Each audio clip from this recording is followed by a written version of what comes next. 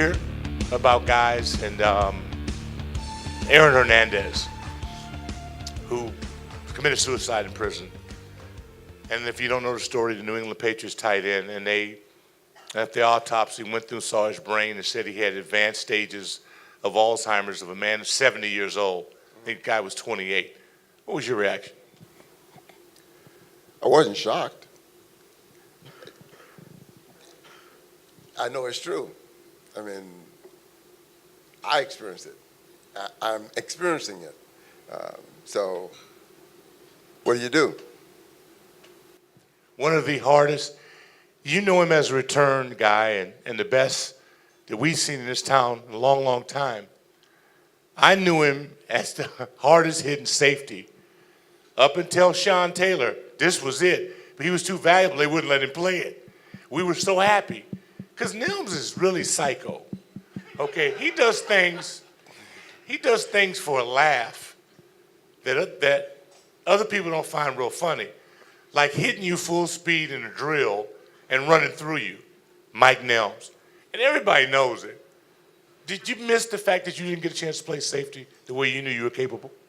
Yeah, sometimes, yeah, because I liked contact. I liked blowing people up. It was fun. You know you got a problem. Yeah. Okay, the prank again. He did so many things, some of which I can't share with you because you're about to eat. But what was your favorite? Well, Bubba brought in, you were eating a sandwich, and I walked in, and you said, man. He says, Nelms, you're from Texas, right? I said, yeah.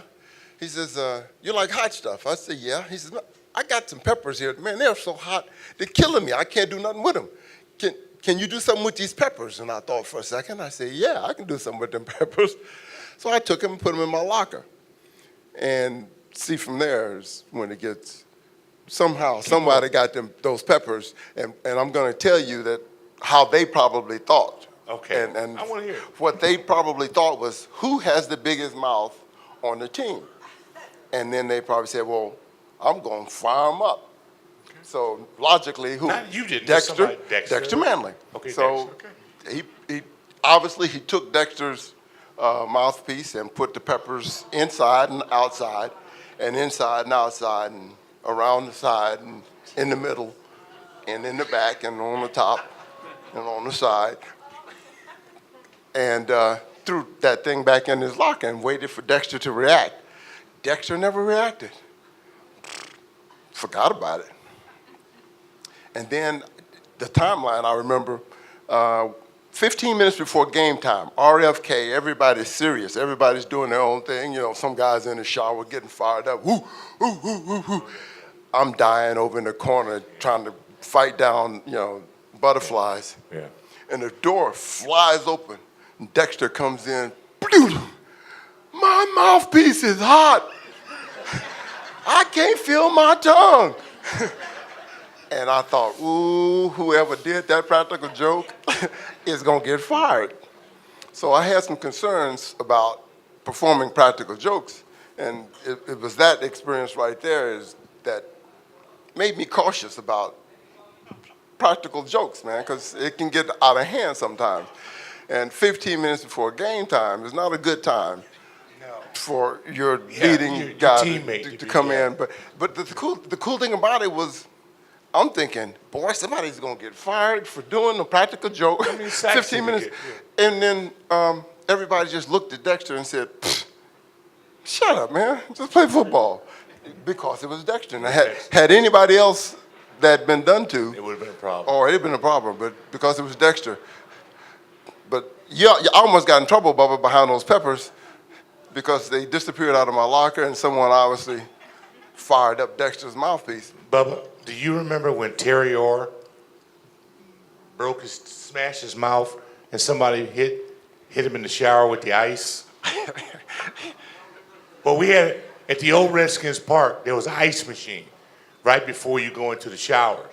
I'm not going to say who did it, but somebody would grab scoops of this ice, and then they'd wait until you started shampooing your hair in the shower, and they'd throw this ice at you and hit you in your back, and guys would be screaming like they had been spiked.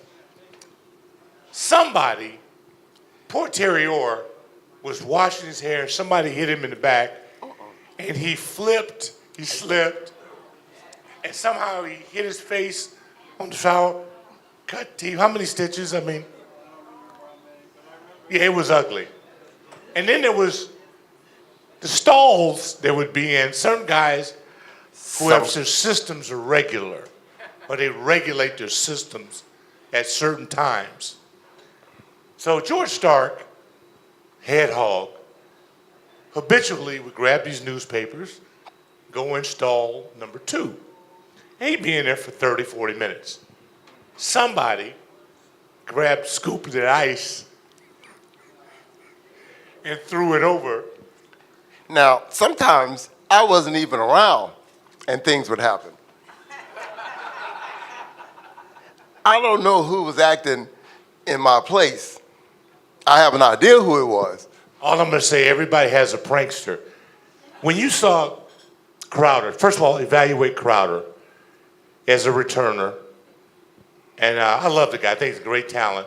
I asked B. Mitch this question as well, because we know he can catch him.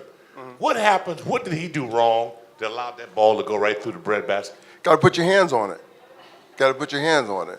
A lot of guys catch it on the forearms. A lot of them try to trap it on the jersey. Can't do that. It'll just spit right through sometimes. I always thought that they need to practice more. I don't see a lot of guys catching practice punts.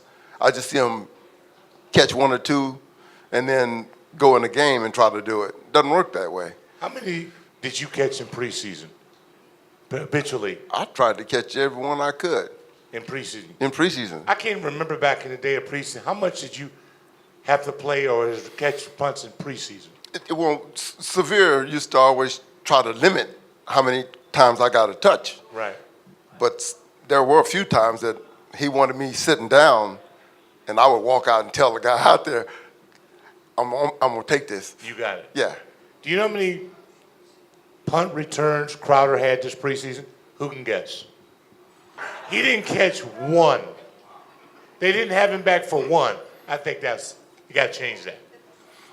Yeah, preseason. What do you think about the way the game has changed in terms of the pillow fights in preseason and the walkthroughs?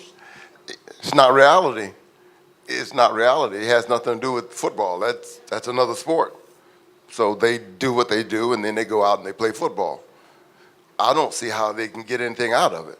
I mean, we used to go, live, goal line, short yardage at the end of every practice or most practices. And just for that little window, it was real. It was live. When you don't do something, you don't practice it, and then all of a sudden you go out and now it's full speed, it's a big adjustment. Now, as a father, what was your philosophy to youth football? And what would you be able to lend to the parents that have kids that may be involved in that? Should kids be allowed to play tackle football before high school? Before high school? It really depends on the individual. Because sometimes if you come in too late, your skill sets cause you to end up incurring more physicality than had you gained more knowledge and experience beforehand. And then, I don't know, it depends on the child. I developed later. When did you play? Did you play Pop Warner? We played football out in the front yard starting about 3rd grade, and it was contact.